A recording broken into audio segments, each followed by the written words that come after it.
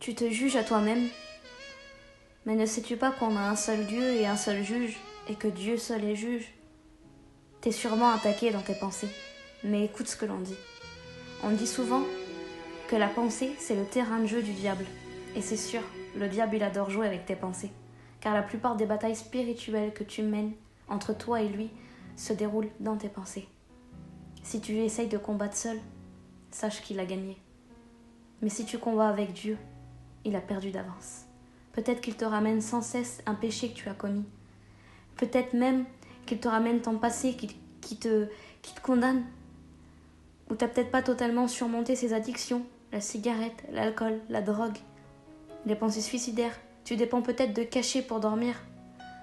Tu es peut-être passionné par les jeux et l'ennemi te dit que Dieu ne te délivrera pas, que ce n'est pas possible. Mais tout est possible à Dieu.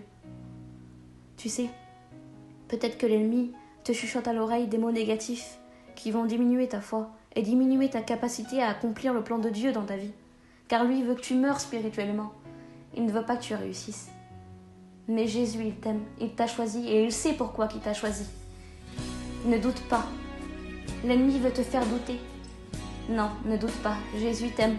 T'es capable d'accomplir ce qu'il veut de toi. T'es son enfant malgré tout.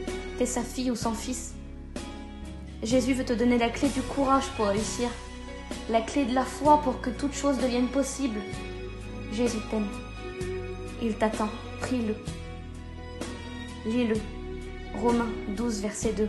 Aujourd'hui, laissez-vous transformer par le renouvellement de votre pensée. Jésus veut t'aider.